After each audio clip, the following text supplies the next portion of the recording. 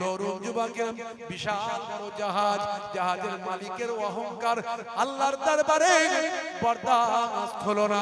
হে তরুণ যুবকেরা, সমুদ্রের ভিতরে বরফের পাহাড়ে ধ্বংস ধাক্কা মেরে টাইটানিক জাহাজ চূর্ণ বিচূর্ণ হয়ে যায়।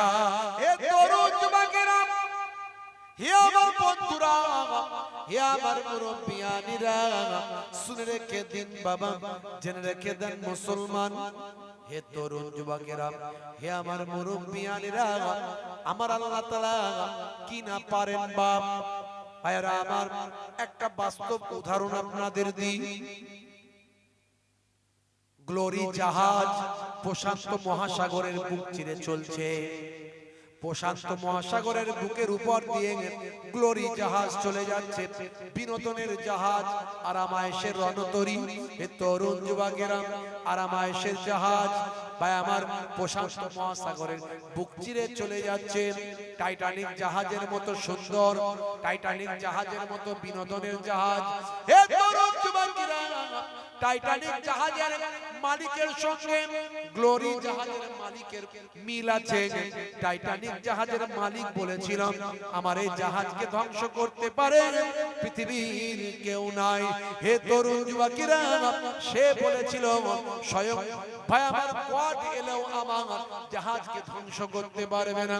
সেরকম একই কথা গ্লোরি জাহাজের মালিকও বলেছিল।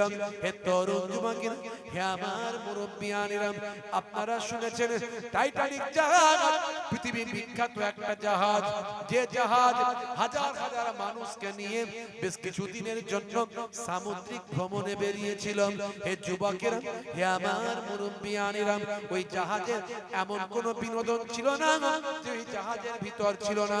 জাহাজের ভিতরে সুইমিং পুল, জাহাজের ভিতরে খেলার মাঠ, জাহাজের ভিতরে বিভিন্ন আরামায়েশের জায়গা।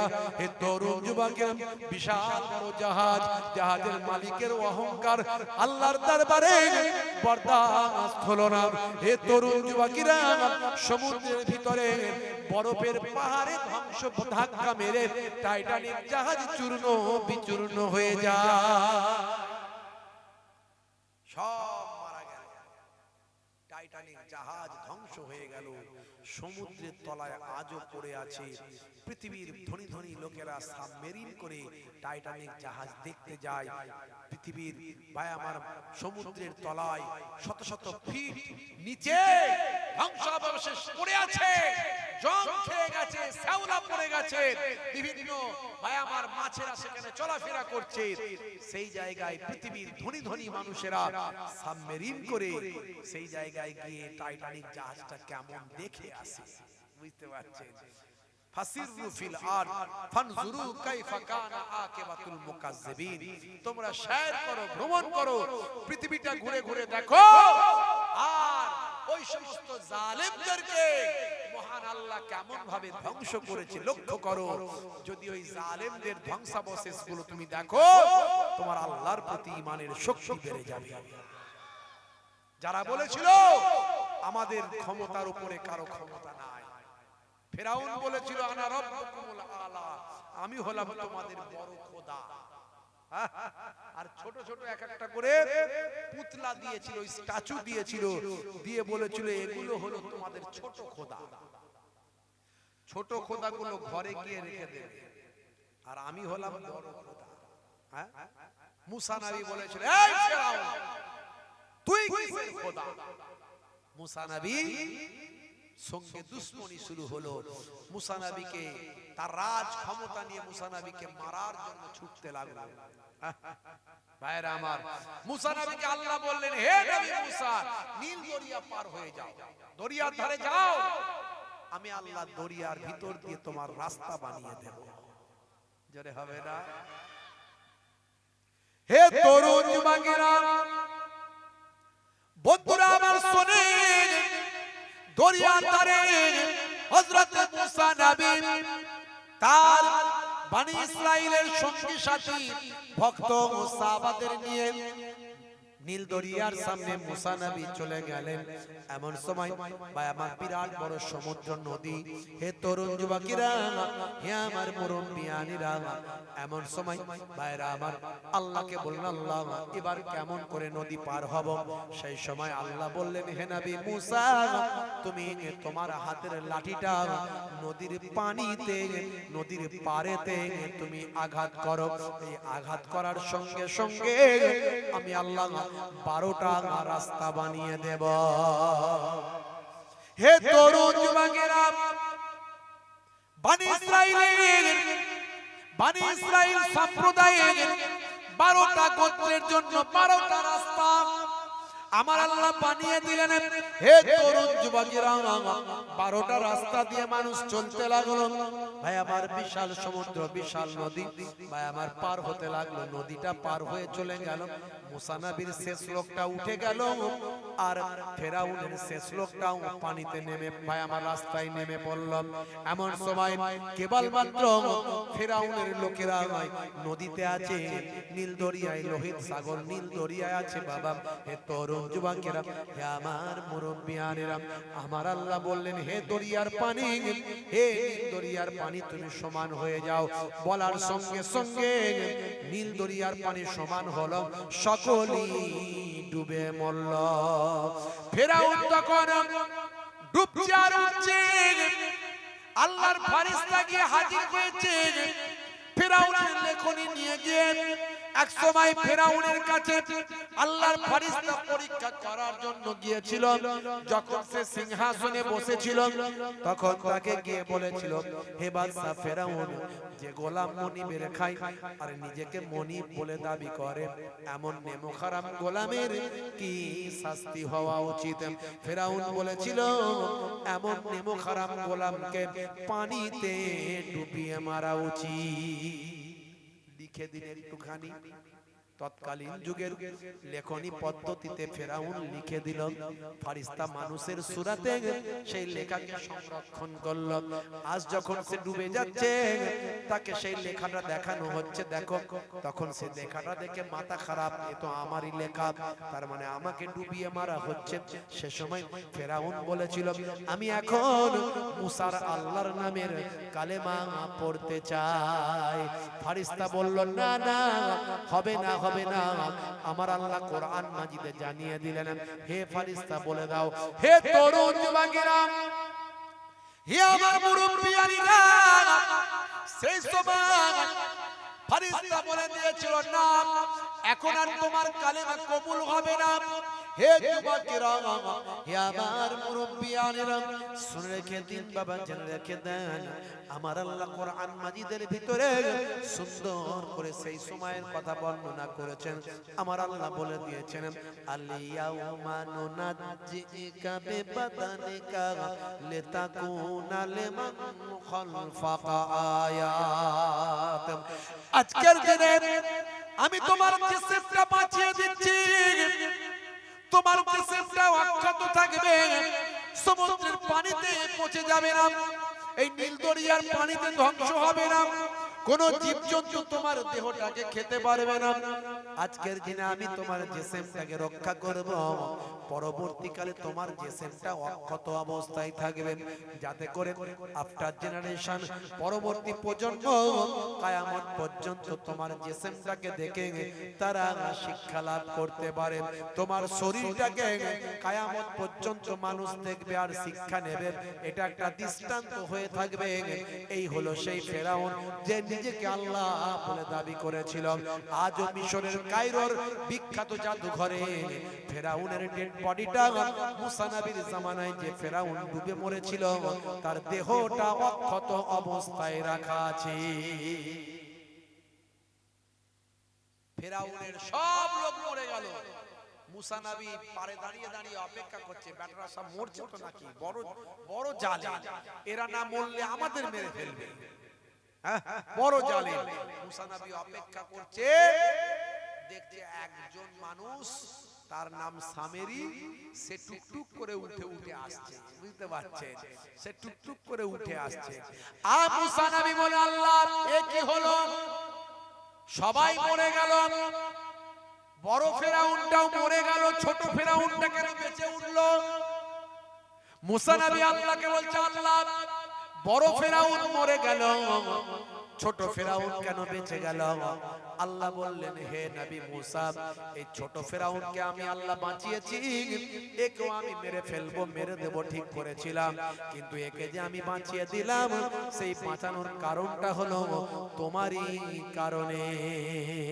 তার কারণ হলো, হে নবী মুসা, সে তোমাকে মানতো না, আমি আল্লাহকে মানতো না, সেও ফেরাউনের লোক ছিল, কিন্তু ফেরাউনের লোক হলেও সে তোমার নকলটা করেছিল, তোমার মতো পোশাক পরেছিল, তোমাকে কষ্ট দেওয়ার জন্য তোমার নকল করত, তোমার মতো পোশাক, তোমার মতো মুখে দাড়ি, তোমার মতো জুব্বা, তোমার মতো হাতে আসা লাঠি, তোমার মতো পাগড়ি, লোকের মাঝখানে গিয়ে বলতো, দেখ দেখ আমি মুসা সেজেছি, এইভাবে তোমাকে কষ্ট দিত।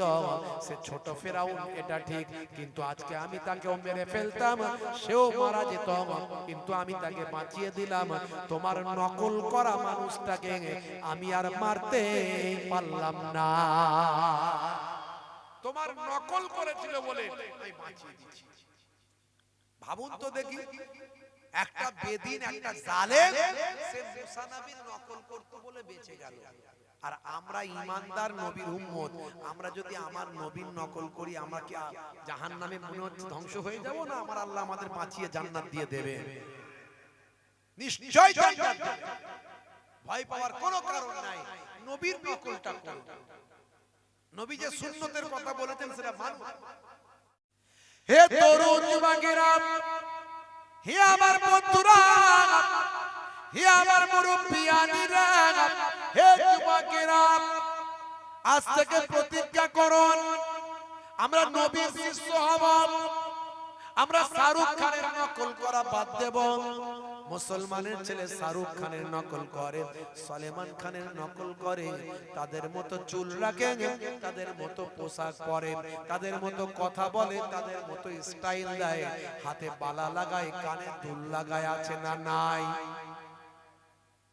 হাতে পড়ছে বালা, কানে লাগাচ্ছে দুল, মাথার পেছনে লম্বা চুল, এদিকটা চেচে ফাঁকা, ওদিকটা ফাঁকা, সামনে দিকটা দিয়ে পেছনটা ঢাকা, তাতে করেছে খোপা, আবার কালারিং করে রং করেছে কাকাতুয়ার মাথায় ঝুটি, খ্যাকশিয়ালি পালায় ছুটি, গরু বাছুর দাঁড়িয়ে আছে আর ঘুঘু পাখি ডাকছে গাছে, আছে না নাই? স্কিন টাইট গেঞ্জি, স্কিন টাইট প্যান্ট, জিন্সের প্যান্ট আবার 3-4 জায়গায় ছিঁড়ে বলে সলেমান খানের চাচতো ভাই, আছে না নাই? গায়ে হাতে ট্যাটু আঁকা, ট্যাটু করেছে, গায়ে হাতে ট্যাটু আঁকা, হেঁটে চলে আঁকা বাঁকা, কাছে গেলে দেখা যায় সুস্থ ছেলে না, তিরঙ্গার দুর্গন্ধে টেকা যায় না, তিরঙ্গার দুর্গন্ধে টেকা যায় না, ভালো চলছে ধান্দা, খাচ্ছে রজনীগন্ধা, কারবারে অশান্তি, চালাচ্ছে শান্তি, মন করবে কমল, খাচ্ছে ওরা বিমল, যেখানটা বসবে সেখানটা চষে দিয়ে বেরিয়ে যাবে, বুঝতে পারছেন? ওখানটা পচিয়ে দিয়ে বেরিয়ে যাবে, 12 বছর ঘাস জন্মাবে না। এক একটা ছেলে দেখবেন এমন তিরঙ্গা গুটকা খায়, ওদের জিভ, ঠোঁট, দাঁত, কোনটা জিভ, কোনটা ঠোঁট আর কোনটা দাঁত চেনা যায় না, সব এক কালার, বুঝতে পারছেন? আবার আমি বেশি বলি বলে আমার সামনে যখন থাকে ছেলেগুলো, ওরা আবার মুখ খোলে না, মুখটাকে চেপে রাখে, যদি কোনো হাসির কথা হয় দাঁত বেরিয়ে যাবে, মুখ দেখতে পেয়ে যাব, দাঁত দেখতে পেয়ে যাব, সেজন্য যখন হাসে করে হাসে, বুঝতে পারছেন? ভাইরা আমার, জলসার দিনে জলসা কমিটির ছেলেদের টেনশন বাড়ে না কমে? বেড়ে যায়। সেদিনে দেখবেন অন্যদিন যদি 10টা তিরঙ্গা খায়, ওদিনে জলসা কমিটির যে ছেলেগুলো খায় ওরা 30টা চালাচ্ছে, একসঙ্গে 3টে করে মারছে আর পুচ করে শুধু ফেলছে, বুঝতে পারছেন?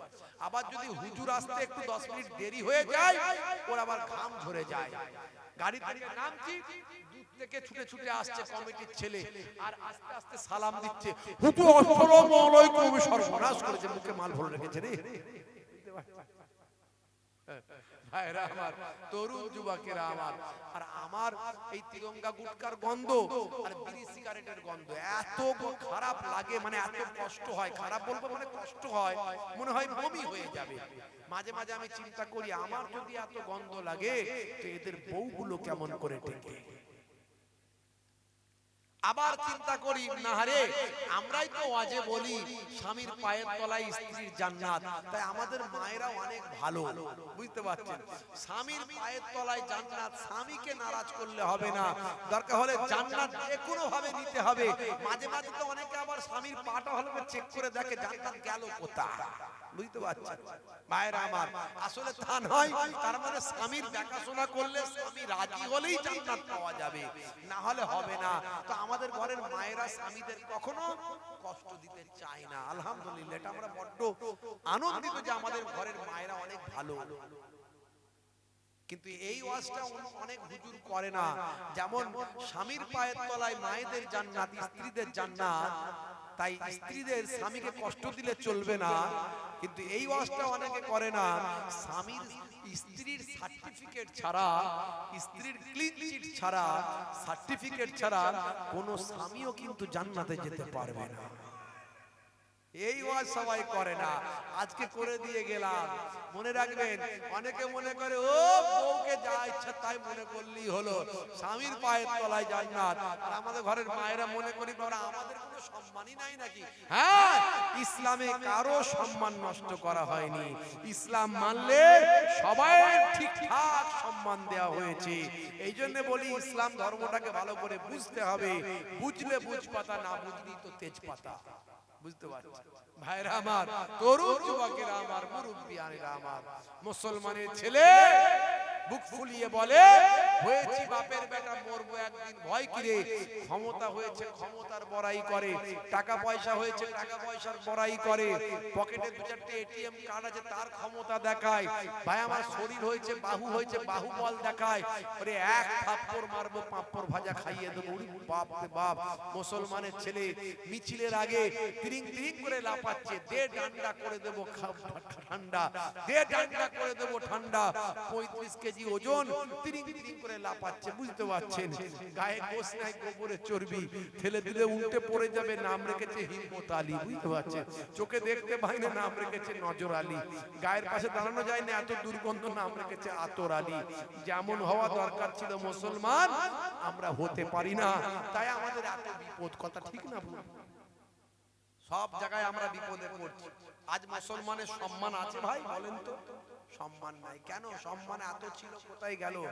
মুসলমানকে দেখলে সবাই স্যালুট করত, মুসলমানকে দেখলে কেউ অন্যায় করতে ভয় পেত। আরে বাপ রে বাপ, একটা মুসলিম ভাই আছে, ইমানদার লোক আছে, আমি অন্যায় করলে ধরে ফেলবে গাপ করে। হ্যাঁ, সেই অন্যায় তো মুসলমানই এখন অনেক করছে। কি করে আপনি বলবেন? আপনি নিজেই অন্যায় করছেন, তো আপনি কি করে লোককে ধরবেন?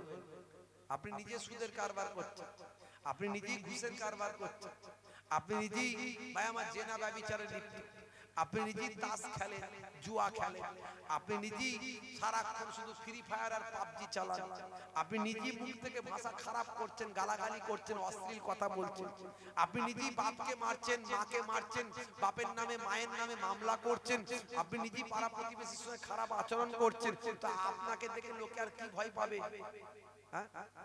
আপনাকে লোকে দেখে কি সম্মান করবে, কি স্যালুট দেবে? সাহাবায়ে কেরামদের জীবনীগুলো পড়ে দেখুন না, তারা যেখানে যেতেন লোকে তাদের সম্মান করত, স্যালুট করত, কারণ তাদের আচরণ থেকে একটাও কারো ভুল ধরার ক্ষমতা ছিল না। তাদের মানুষ অটোমেটিক সম্মান করত। আজ থেকে প্রতিজ্ঞা করুন, একদিকে যেমন নামাজ, রোজা, হজ, যাকাত গুলো ঠিকঠাক করব, তেমন আরেকদিকে নবীওয়ালা সুন্নতে নিজেদের জীবনটা গড়ব। জোরে বলুন সুবহানাল্লাহ। আর আমার আল্লাহর গায়েবী মাদাত আপনার উপর থাকবে। জোরে বলুন। হে তরুণ যুবকেরা, হে আমার বন্ধুরা, শুনে রেখে দিন বাবা, জেনে রেখে দেন। হে মুসলমান, একটু লক্ষ্য করুন। হে যুবকেরা, গ্লোরি জাহাজ প্রশান্ত মহাসাগরের উপর দিয়ে বুক চিতিয়ে চলে যাচ্ছে, নীল সমুদ্রের উপর দিয়ে যাচ্ছে। তার জাহাজের মালিক গর্ব করে বলছে, আমার জাহাজকে ডুবিয়ে দিতে পারে পৃথিবীর বুকে এমন কারো শক্তি নাই। আমার যে টেকনোলজি দিয়ে জাহাজ তৈরি করা হয়েছে, যে বৈজ্ঞানিক পদ্ধতিতে জাহাজ তৈরি করা হয়েছে, এই জাহাজের উপর জাহাজকে ধ্বংস করতে পারে এমন কারো ক্ষমতা নাই। হে তরুণ যুবকেরা, ওই জাহাজের ভিতরে একতলা, দুতলা, তিনতলা, সাততলা, ভাই আমার জাহাজের ভিতরে সব রকম বিনোদনের ব্যবস্থা, খেলার মাঠ থেকে সুইমিং পুল, ভাই আমার রেস্তোরাঁ থেকে সবকিছু, ভাই আমার বার থেকে এমন কোন জায়গা নাই, খালি মদের ফোয়ারা সেখানে উঠছে, ফুর্তি আনন্দের মধ্যে মানুষ মত্ত আছে, গান বাজনা নৃত্য নাচ গান সেখানে চলছে।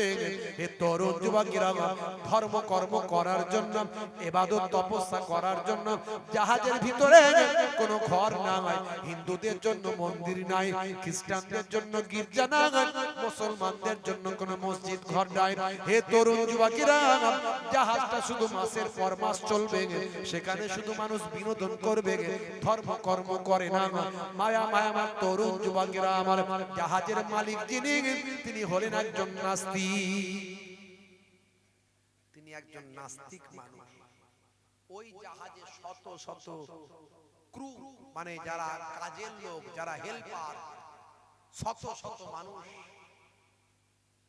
মেল ফিমেল, সেবক সেবিকা, তার মধ্যে একজন পরিষ্কার পরিচ্ছন্ন করত, ক্রুর কাজ করত, ভাই আমার সুইপারের কাজ করত একজন মুসলিম যুবক, বাড়ি হলো ইন্দোনেশিয়া, তার নাম হলো রিজওয়ান। হে তরুণ যুবকেরা, হে আমার বন্ধুরা, হে আমার মুরব্বিয়ানেরা, সেই রিজওয়ান যখন জাহাজের চাকরিতে এসেছিল, মা বলেছিল, বাবা শুনে রেখে দাও, জেনে রেখে দাও, এই যে আমার ছোট্ট কোরআন মাজিদটা তোমার সঙ্গে রাখবে। ওই জাহাজে শুধু বিনোদন আনন্দ ফুর্তি ছাড়া কিছু না হয়। সেই জায়গায় তোমার ঈমানকে রক্ষা করার জন্য আল্লাহর কোরআন মাজিদটা নিয়ে যাও। সময় পেলে আল্লাহর কোরআন মাজিদটা পড়বে। আর বাবা, যে কোনো অবস্থায় থাকো না কেন, নামাজ ছেড়ে দিও না। জোরে হবে না, জোরে হবে না। আমরা কাজের বেলায় বলি, কাজ আগে না নামাজ আগে? জোরে বলে। আপনারা সবাই বলেন ভাই, ঠিক করে বলবেন, কাজ আগে না নামাজ আগে?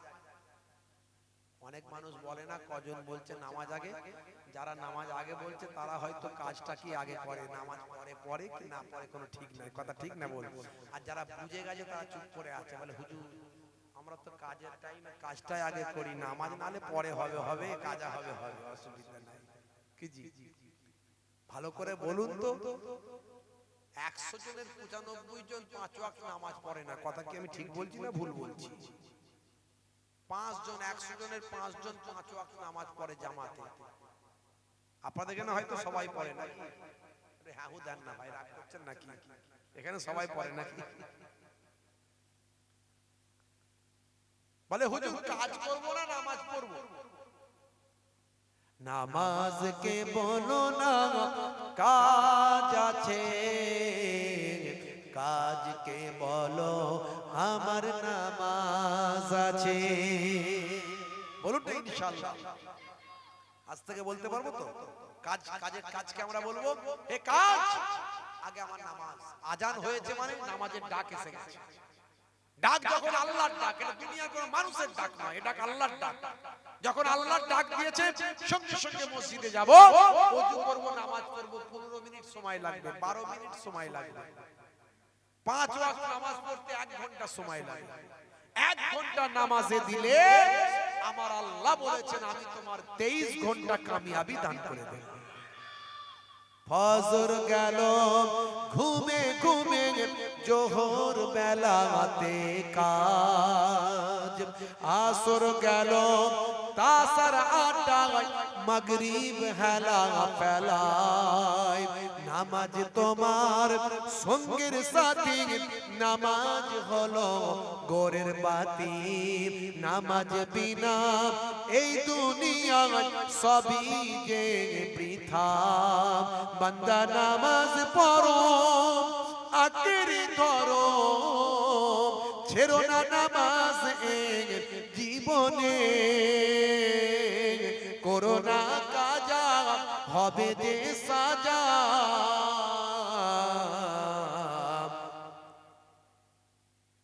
নামাজ পড়লে সাজা হবে না, কাজা না করলে আল্লাহ সাজা দেবে।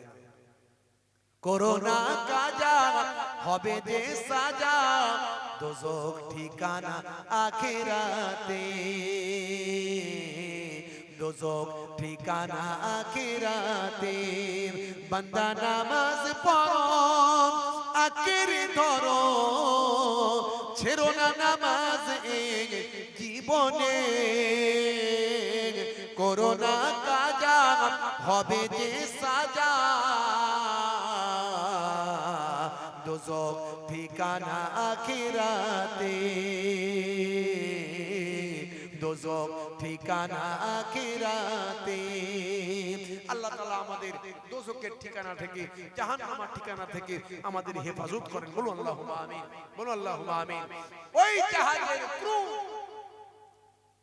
জাহাজের সেবক খাদেম সুইপার রিজওয়ান, ইন্দোনেশিয়ার একটা মুসলিম যুবক, মায়ের কথা মতো নামাজ কাজা করতো না, ঠিক টাইম ধরে ধরে, ঘড়ি টাইম ধরে ধরে। জাহাজের ভিতরে তো কোনো নামাজের ঘর নাই, তাই ইঞ্জিনের ঘরে গিয়ে ছোট্ট একটা নামাজ পাটি বিছিয়ে রিজওয়ান একা একা নামাজটা আদা করতো, আল্লাহকে সিজদা করতো আর দোয়া চাইতো, আল্লাহ নামাজের ওসিলায় আর তোমার সঙ্গে আমি কথা বলি, তোমার কোরআন পড়ি, কোরআন পড়া মানে আল্লাহর সঙ্গে কথা বলা, তোমার সঙ্গে আমি কথা বলি আর তোমার কাছে সিজদা দিই, আমার ঈমানটাকে রক্ষা করো, আমাকে হেফাজত করো, এই পাপের জগৎ থেকে আমাকে বাঁচিয়ে রেখো। জোরে হবে না, জোরে হবে না। হে তরুণ যুবকেরা, হে আমার বন্ধুরা,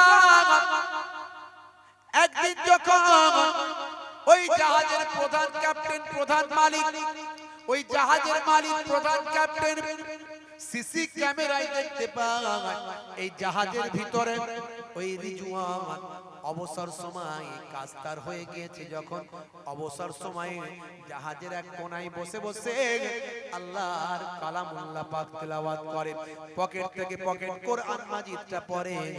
এমন সময় জাহাজের মালিক চিন্তা করলো, আহারে আমার এই জাহাজের উপরে কেউ ধর্ম করা চলবে না, আমি তো বিজ্ঞানে বিশ্বাসী, আমি তো নাস্তিক, আমার এই জাহাজে কেউ কোরআন পড়বে এটা আমি মেনে নিতে পারি না। সেই সময় রিজওয়ানকে ডাকা হলো, জাহাজের প্রধান ক্যাপ্টেন মালিক বলে দিল, হে রিজওয়ান শোনো, আমার জাহাজে ধর্মের কোনো জায়গা নাই, আমার জাহাজে নামাজ পড়া তোমার চলবে না, আমার জাহাজে কোরআন পড়া তোমার চলবে না, আমি বিজ্ঞানে নির্ভরশীল। এই যে আমার এত বিশাল জাহাজদের চোখ, যা টেকনোলজি লাগানো হয়েছে, যা বৈজ্ঞানিক প্রযুক্তি ব্যবহার হয়েছে, পৃথিবীর কোনো শক্তি না আমার জাহাজকে ধ্বংস করতে পারে, এই গ্লোরি জাহাজকে ধ্বংস করবে, পৃথিবীর কারো শক্তি নাই। হে রিজওয়ান, আজ থেকে আমি যেন না দেখি তুমি কোরআন পড়ছো, নামাজ পড়ছো। রিজওয়ান তখন বলেছিল, শোনো, সব দিতে পারবো, কিন্তু আল্লাহর নির্দেশনা, আমার ইবাদত ছাড়তে পারবো না। জোরে হবে না, আর জোরে হবে না। হে তরুণ যুবকেরা, বন্ধুরা আমার শোনেন, এমন সময় রিজওয়ান নারাজ হয়ে চলে গেল, ভাই আমার মালিক রেগে গেল, আমি এগুলো বরদাস্ত করব না বললাম। রিজওয়ান কিন্তু তার কথায় কান দিল না। ভাইরা আমার, রিজওয়ান আবার আরেকদিন, ভাইরা আমার, ইঞ্জিনের ধারে এক কোণাতে নামাজের মুসাল্লাটা বিছিয়ে, নামাজের পাটিটা বিছিয়ে নামাজটা পড়ছে। সিসি ক্যামেরায় মালিক দেখতে পেয়েছে। বাবা, ভাই আমার, নামাজটা পড়ে নিয়ে রিজওয়ান বসে বসে ভাই আমার আল্লাহর কালামুল্লাহ পাক তেলাওয়াত করছে। রিজওয়ানের সামনে গিয়ে হাজির মালিক এবার স্বয়ং নিজে গিয়ে আল্লাহর কালাম আল্লাহ পাক হাত থেকে কেড়ে নিয়েছেন। রিজওয়ানকে বলে, রিজওয়ান এখনই তোমাকে দেখাচ্ছি মজা। রিজওয়ান বলল, শোনো, আমি আপনার কোনো কাজের ক্ষতি করিনি, আমি আপনার কাজটা ঠিক টাইমে করে দিই, জাহাজের কাজ দায়িত্ব পালন করি, অবসর সময়ে আমি আল্লাহর সঙ্গে কথা বলি, আল্লাহর ইবাদতটা করি। মহান আল্লাহ তো সবকিছু দিয়েছেন আমাকে, সবকিছু নিয়ামত মহান আল্লাহ দিয়েছেন আমাকে। তিনি সৃষ্টি করেছেন, পৃথিবীর সব কায়নাতের সব তিনি সৃষ্টি করেছেন। সেই মহান স্রষ্টার ইবাদত করা আমার জন্য নৈতিক দায়িত্ব। এমন সময় জাহাজের মালিক রাগান্বিত হলো, আল্লাহর কোরআন মাজিদটা নিয়ে ছুঁড়ে সমুদ্রের পানিতে ফেলে দিল। বলল, রিজওয়ান তোমার খোদা যদি থাকে, এই তোমার কোরআনকে পানি থেকে বাঁচিয়ে নি। হে তরুণ যুবকেরা, বন্ধুরা আমার শোনেন, এমন সময় দেখা যায় রিজওয়ান ঝরঝর করে কাঁদতে লাগলো। এ তুমি কি সর্বনাশ করলেন, এ তুমি কি ধ্বংস করে ফেললেন, এ তুমি এত বড় অন্যায় কাজ করলেন। হে তরুণ যুবকেরা, হে আমার মুরব্বিয়ানেরা, শুনে রেখে দিন বাবা, জেনে রেখে দেন। রিজওয়ান তখন সিজদায় পড়ে গেল। সিজদায় গিয়ে আল্লাহর কাছে ঠুকরে ঠুকরে কাঁদতে লাগলো, আল্লাহ তোমার কালামুল্লাহ পাকের সঙ্গে বেয়াদবি হয়েছে, তুমি আমাকে ক্ষমা করে দাও, আমার উপর রাজি হয়ে যাও, আমার উপর নারাজ হয়েও না। ওই জালেম তোমার কালামুল্লাহ পাককে সমুদ্রের পানিতে ফেলে দিয়েছে। আমার আল্লাহ, আমার মাবুদ, আমি বড় নিরুপায় হয়ে গেছি। আমার আল্লাহ, এখন তোমার হাতে সবকিছু ছেড়ে দিলাম। হে যুবকেরা, বলার সঙ্গে সঙ্গে সমুদ্রের উপরে বিশাল একটা ঘূর্ণিঝড় শুরু হলো। এই ঘূর্ণিঝড় কোথায় ছিল কেউ জানে না। হে তরুণ যুবকেরা, সমুদ্রের ভিতরে, সমুদ্রের উপরে এমন একটা ঘূর্ণিঝড়, সেই ঘূর্ণিঝড়ে জাহাজ ঘুরতে লাগলো। জাহাজের নেটওয়ার্ক সব চেন কেটে গেল, জাহাজের সমস্ত নেটওয়ার্ক ছিন্ন বিচ্ছিন্ন হয়ে গেল। কম্পাস গোল হয়ে ঘুরতে লাগলো, জাহাজ গোল হয়ে ঘুরতে লাগলো। জাহাজ এখনই ডুবে যাবে, তলিয়ে যাবে। ভাই আমার, ভয়ঙ্কর পরিস্থিতি শুরু হলো। জাহাজের ভিতরে যারা বিনোদনে মত্ত ছিল, সবাই আহাজারি করে চিৎকার করে কাঁদতে শুরু করলো। কয়েকশো ক্রু, কয়েকশো জাহাজের সেবক সেবিকা, ভাই আমার 20-50 জন, 20-30 জন ক্যাপ্টেন, তারা অবাক হয়ে গেল, তারা হই হই করে তারা পেরেশান হয়ে গেল। হে তরুণ যুবকেরা, জাহাজের মালিক প্রধান ক্যাপ্টেনের কাছে ড্রাইভার ফোন করলো, স্যার জাহাজ আর রাখতে পারছি না, আর জাহাজ চলছে না, সব নেটওয়ার্ক ছিন্ন বিচ্ছিন্ন হয়ে গেছে। হুজুর স্যার, এখনই জাহাজ হয়তো ডুবে যাবে, কম্পাস গোল হয়ে ঘুরছে, সব রাস্তা ছিন্ন বিচ্ছিন্ন হয়েছে, আমরা এখনই হয়তো ডুবে যাব। হে তরুণ যুবকেরা, জাহাজের মালিক প্রধান ক্যাপ্টেন থাকতে না পেরে তার তিনি বুঝতে পারলেন আমি মহান স্রষ্টার সঙ্গে অন্যায় কাজ করেছি। রিজওয়ানের কাছে ছুটতে লাগলো। রিজওয়ান তখন সিজদায় পড়ে আছে। রিজওয়ানের কাছে গিয়ে হাঁটু গেড়ে বসে গিয়ে, রিজওয়ান মাথা তোলো, মাথা তোলো, তুমি ক্ষমা করে দাও, মহান স্রষ্টার কাছে একটু প্রার্থনা করো, যাতে করে শান্ত হয়, পরিবেশটা ঠান্ডা হয়, এ অন্যায় আর কখনো করব না। হে তরুণ যুবকেরা, বন্ধুরা আমার শুনেন, গ্লোরি জাহাজের ভিতরে চরম পরিস্থিতি তৈরি হলো। রিজওয়ান মাথা তুলল, আল্লাহর দরবারে হাত দুখানা তুলে ইস্তেগফার করলো, আল্লাহ তুমি ক্ষমা করে দাও, এই জালেমরা বোঝে না, তাই অন্যায় করেছে, তুমি এদের ক্ষমা করে দাও, আমি তোমার দরবারে চোখ ভরা পানি নিয়ে দোয়া চাই। এমন সময় রিজওয়ান আল্লাহর দরবারে ইস্তেগফার করছেন, কাঁদছেন, ক্ষমা চাইছেন, মাপ চাইছেন। সেই সময় রিজওয়ানের সঙ্গে প্রধান ক্যাপ্টেন তার অজান্তে তিনিও হাতখানা তুলে দিয়েছেন। হে তরুণ যুবকেরা, কয়েকশো ক্রু, কয়েকশো সেবক সেবিকা রিজওয়ানের সামনে এসে তারাও হাত তুলে কাঁদছে। আল্লাহর দরবারে রিজওয়ানের দোয়াটা কবুল হলো। আস্তে আস্তে সমুদ্রের পানি আবার শান্ত ও ঠান্ডা হয়ে যায়। এই ঘটনা কয়েকশো মানুষ রিজওয়ানের হাতে হাত দিয়ে কালেমা পড়ে বিশ্বনবীর শিষ্য হয়ে রিজওয়ানের সঙ্গে জামাতে নামাজ আদা করতে থাকে। জোরে হবে না? বান্দা আল্লাহ আল্লাহর হয়ে যাও, আল্লাহ তোমাদের হয়ে গেলে পৃথিবীর কোন শক্তি তোমাদের কিছু করতে পারবে না। কোনো এসআইআরের ভয় নাই, কোন রকম কোন জালেমের ভয় নাই। আল্লাহ বলছেন বান্দারে, মুসা নবীর সঙ্গে ফেরাউন জুলুম করেছিল, ফেরাউনকে ধ্বংস করেছিলাম। মুসা নবী আমার বন্ধু, মুসা নবী আমাকে ডেকেছিল, মুসা নবী আমার ইবাদত করেছিল। ফেরাউন জালেমকে আমি ধ্বংস করেছি, ফেরাউন বরবাদ হয়েছে। মুসা নবীর শান ইজ্জত আমি আল্লাহ বাড়িয়ে দিয়েছি। ইব্রাহিম নবীর সঙ্গে দুশমনি করেছিল নমরুদ, ইব্রাহিম নবী আমার খলিল, ইব্রাহিম নবী আমার বন্ধু, আমাকে ডেকেছিল। আর ওই জালেম নমরুদকে কানা খোরা মশা দিয়ে আমি ধ্বংস করেছিলাম। ইব্রাহিম নবীর শান মর্যাদা আমি আল্লাহ বুলন্দ করেছিলাম। আখিরি জামানার পয়গম্বর আমার আপনার নবীর শান মান ইজ্জতকে ধ্বংস করার জন্য আবু জাহিল আবু লাহাব অনেক অত্যাচার করেছে। আবু জাহিল আবু লাহাবকে আমি আল্লাহ ধ্বংস করেছি। আর আমার আপনার নবীর নাম সুনাম সুখ্যাতি মর্যাদা কিয়ামত পর্যন্ত বুলন্দ করেছি। ওরে বান্দা চিন্তা করিস না, তোরা আমার হয়ে যা, আমি আল্লাহ তোদের হয়ে যাব। জালেমরা যতই চক্রান্ত করুক, আমি আল্লাহ আমার কৌশল সবাইয়ের উপর চলে। ওয়া মাকারু ওয়া মাকারাল্লাহ আল্লাহু খায়রুল মাকিরিন। জোরে হবে না ভাইরা আমার, তরুণ যুবকেরা আমার, সেই আল্লাহকে রাজি করুন। 5 ওয়াক্ত নামাজটা পড়ুন, নামাজ ছাড়বেন না।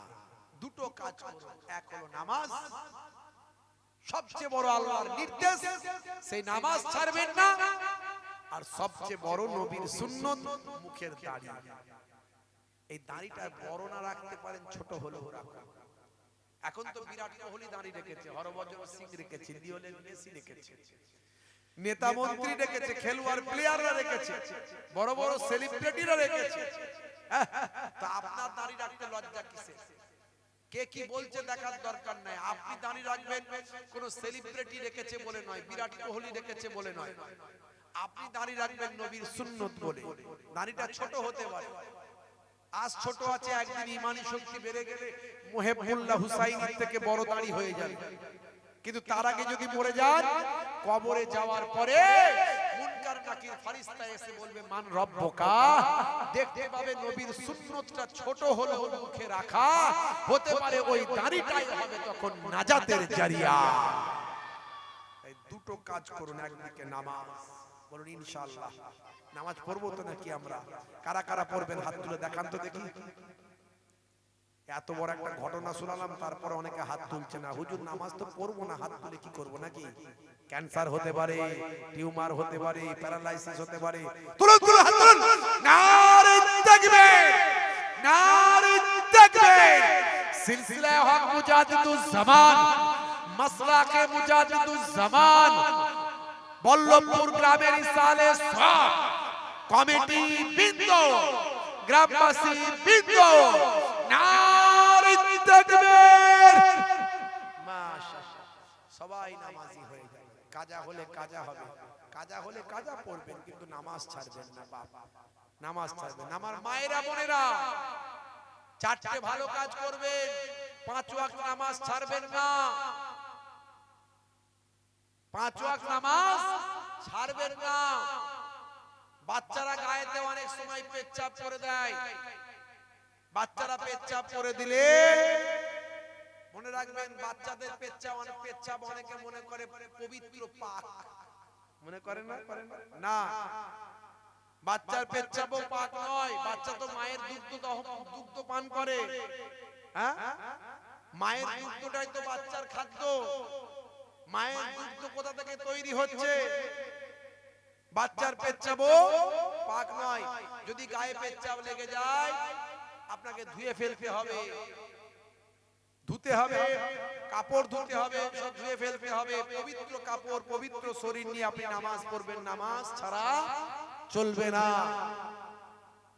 অনেক নামাজ খুব কষ্ট হচ্ছে, আপনি সেখানে এত শরীরটা খারাপ, পাচ্ছি না, তখন নফল নামাজগুলো হয়তো বাদ দিলেন, কিন্তু নামাজ ছাড়া যাবে না। কাজা হয়ে গেছে, কাজা পড়বেন, কিন্তু নামাজ ছাড়া চলবে না। নামাজ ছেড়ে দিলে কেউ জান্নাতে যেতে পারবে না। বেনামাজির জন্য 14টা শাস্তি আমি এর আগে বলেছি, ইন্টারনেটে আছে, দেখবেন।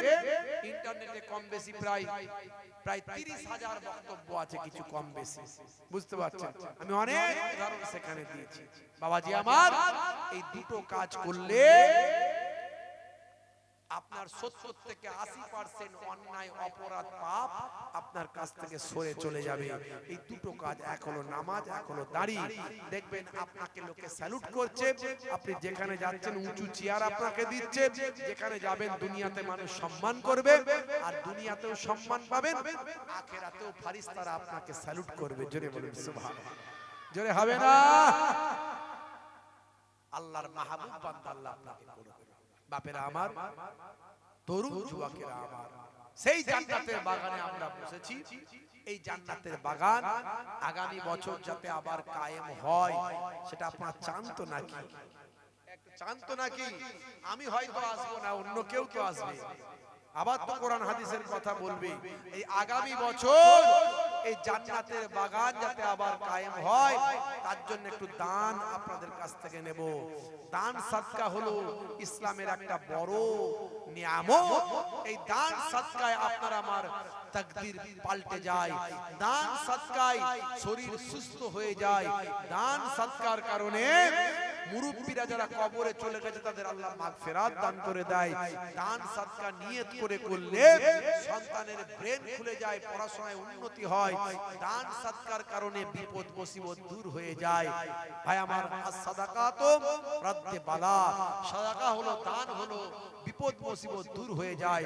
আশ-শাকি ওয়া হাবিবুল্লাহ, দাতা হলো আল্লাহর বন্ধু, আল বাখিল ওয়া আদুবুল্লাহ, আর বখিল কৃপণ হলো আল্লাহর শত্রু। আল্লাহ কোরআন মাজিদে বলেছেন, এক দিলে আমি আল্লাহ তোমাকে 10 দেব। জোরে বলুন সুবহানাল্লাহ। মান জাবিল হাসানাতে ফালাহু আসরু আমসালিহা, এক দিলে আমি আল্লাহ তোমাকে 10 দেব। জোরে বলুন সুবহানাল্লাহ। আর পাক পাঞ্জাতনকে ভালোবেসে যদি দেন, পাক পাঞ্জাতন পবিত্র 5টা বাদান যাদের বলা হয় আহলে বায়াত, এই আহলে বায়াতকে যদি ভালোবেসে দেন, আমি দোয়া চাইবো আল্লাহ যেন আহলে বায়াতের রুহানি নেক নাজার, নেক ফায়েজ আপনাদের নসিব করেন। আহলে বায়াত কারা? আহলে বায়াত হলো 5 জন পাক পাঞ্জাতন, পবিত্র 5 জন আহলে বায়াত। ভাই আমার, আল্লাহর নবী, আল্লাহর নবীর কলিজার টুকরা কন্যা আম্মা জান ফাতেমা জোহরা রাদিয়াল্লাহু তাআলা আনহা, আল্লাহর নবীর জামাতা শেরে খোদা আলী মুর্তজা কারামাল্লাহু ওয়াজহু, আল্লাহর নবীর দুইজন নাতি নওয়াসায়ে রাসূল হযরত ইমাম হাসান, ইমাম হুসাইন রাদিয়াল্লাহু তাআলা আনহুমা, এই 5 জন হলেন পাক পাঞ্জাতন, পবিত্র 5টা বাদান আহলে বায়াত, পাক পাঞ্জাতন। এই পাক পাঞ্জাতনকে নবী ভালোবাসেন, আল্লাহও ভালোবাসেন। যে পাক পাঞ্জাতনের ইমাম হাসান হুসাইনের জন্য জান্নাতি খাবার দুনিয়াতে আল্লাহ পাঠিয়েছিলেন, জান্নাতি পোশাক আল্লাহ দুনিয়াতে পাঠিয়েছিলেন। ভাই আমার, যে পাক পাঞ্জাতনকে ভালোবেসে মোহাব্বত করে সাহাবায়ে কেরামরা আত্মহারা হতেন, কারবালা ময়দানে ইমাম হুসাইনের জন্য 71 জন যারা আরো ছিলেন, ভাই আমার, যুবকরা, জওয়ানরা, পুরুষেরা, ইমাম হুসাইন বললেন, শোনো, এজিদের সঙ্গে লড়াই আমার, তোমাদের নয়। এজিদ মনে করে আমি যদি জিন্দা থাকি তাহলে তার রাজত্ব শেষ, তার রাজত্ব শেষ, তাই সে আমাকে মেরে ফেলতে চায়, তোমাদের নয়। আমার জন্য বাবা এই হাজার হাজার জালেমদের মাঝখানে কেন তোমরা নিজেদের জীবনটা দেবে বাবা? হ্যাঁ বাবা, তোমরা চলে যাও, তোমাদের সঙ্গে এজিদের কোনো শত্রুতা নাই, তোমাদের কেউ আঘাত করবে না, আমি রয়ে যাচ্ছি, তোমরা চলে যাও। কেন আমার জন্য নিজেদের জীবনটা দেবে বাবা, বলো তো? তোমরা চলে যাও বাবা, তোমরা থেকো না। হ্যাঁ, বুঝতে পারছি আমার চেহারা দেখে তোমরা হয়তো যেতে পারছো না, কি করে ছেড়ে যায়, একটা চক্ষু লজ্জা বলে ব্যাপার আছে। ঠিক আছে, আমি রাতের বেলা তাঁবুর লাইটটা বন্ধ করে দিচ্ছি। রাতের বেলা ইমাম হুসাইন হুজুর লাইটটা বন্ধ করে দিলেন যাতে করে তারা চলে যেতে পারে। ভাই আমার, কিছু সময় পর যখন লাইটটা জ্বালালেন, দেখেন একজনও চলে যায়নি, যে যেখানে দাঁড়িয়েছিলেন বসেছিলেন সেখানেই আছে। হুজুর বললেন, কেন চলে যাওনি বাবা? বলে হুজুর আপনি হলেন আহলে বায়াতের উজ্জ্বল নক্ষত্র, আপনাকে ছেড়ে যদি আমরা চলে যাই কাল কিয়ামতের দিনে আখিরি জামানার পয়গম্বরের সামনে আমরা আমাদের চেহারা দেখাতে পারবো না। আজ আপনার জন্য আমরা শহীদ হতে চাই, আমাদের কোনো অসুবিধা নাই। আহলে বায়াতকে ভালোবেসে তারা শহীদ হওয়ার কামনা নিয়ে চলতেন। সেই আহলে বায়াতের প্রেমিক আজও আছে, সেই আহলে বায়াতের ভালোবাসার মানুষ আজও আছে। পয়সা তো দূরের কথা, নিজেদের জীবন পর্যন্ত দিতে পারে। সেই পাক পাঞ্জাতনের ওসিলা দিয়ে আমি দোয়া চাইবো, আহলে বায়াতের ওসিলা দিয়ে দোয়া চাইবো। আহলে বায়াতের রুহানি নেক নাজার নেক ফায়েজ যেন নসিবে হয়, দুনিয়াও ধন্য হবে, আখিরাতে যেন আহলে বায়াতের সঙ্গে আখিরাতটা হয়, সুপারিশ সাফায়াতি পায়, আর আহলে বায়াতের সঙ্গে যেন আল্লাহ জান্নাতি করে দেয়। আহলে বায়াতের একজন প্রেমিক আছেন যার অন্তরে আহলে বায়াতের প্রেম আছে, পাক পাঞ্জাতনের প্রেম আছে, কিন্তু বহিঃপ্রকাশ হয়নি। এরকম একজন আছেন দাতা ভাই, গনি ভাই, ধনী ভাই, আহলে বায়াতের প্রেমিক। আমি খাস ভাবে দোয়া চাইবো সেই আহলে বায়াতের বায়ামার, সেই কুরাইশ খানদান আহলে বায়াতের খানদানের নগণ্য গোলাম আমি, সেই খানদানের রক্ত আমার শরীরে চিটে ফুটা আছে। আমি অধম গোলামার, আপনার জন্য দোয়া চাইবো। মুসাফির হালাতে আছি, আপনাদের পীরের ঘরের আওলাদ আহলে বায়াতের একজন প্রেমিক আছে যাকে আল্লাহ ক্ষমতা দিয়েছেন, সবাই ভালোবাসেন, কিন্তু ক্ষমতা সবাইকে তো আল্লাহ দেননি। তার অন্তরে মহাব্বত আছে, একজন বহিঃপ্রকাশ দেখাতে পারেন। আহলে বায়াতের সুপারিশ সাফায়াতি পাওয়ার জন্য পাক পাঞ্জাতনকে ভালোবেসে 5005 টাকা এরকম দেনেওয়ালা একজন আশিক এখানে আছেন। কারবারি ভাই, ব্যবসায়ী ভাই, যাকে আল্লাহ ক্ষমতা দিয়েছেন। এই গ্রামের মানুষ জান্নাতের বাগানকে আপনি ভালোবাসেন। নবীর যে আলোচনা, কোরআনের আলোচনা, কত টাকা কত দিকে চলে যায়, খেলায় মেলায় বিভিন্ন জায়গায় কত টাকা খরচা হয়ে যায়, বেড়াতে গিয়ে এখানে ওখানে সেখানে, ভাই আমার কত টাকা কত দিকে করে ফেলেন। জান্নাতের বাগানে পাক পাঞ্জাতনকে ভালোবেসে, আহলে বায়াতকে ভালোবেসে একজন আহলে বায়াতের প্রেমিক আছেন আপনার গ্রামের জলসায়, জান্নাতের বাগান, সেই জান্নাতের বাগানে পাক পাঞ্জাতনকে ভালোবেসে 5005 টাকা দেনেওয়ালা একজন প্রেমিক কি পাবো? এখানে কেউ আছেন কারবারি ভাই, ব্যবসায়ী ভাই? সবাইকে আমি বলিনি, যার আল্লাহ ক্ষমতা দিয়েছেন তিনি দেবেন। বাবা পয়সা থাকলে দিতে পারবেন না, পয়সা থাকলে দিতে পারবেন না, পয়সা থাকলে লোকে হজে যেতে পারে না। কত ধনী মানুষকে আমি দেখেছি, হ্যাঁ, কোটি কোটি টাকার মালিক, আজ যাব কাল যাব বাবা, এই করব সেই করব করতে করতে তার আর হজ আর হলো না, সে মরে গেল, যাওয়ার হলো না বাপ। আবার কত সাধারণ মানুষ কত কষ্ট করে টাকা জমিয়েছে, জমি আল্লাহ তাকে নিয়ে চলে গেল।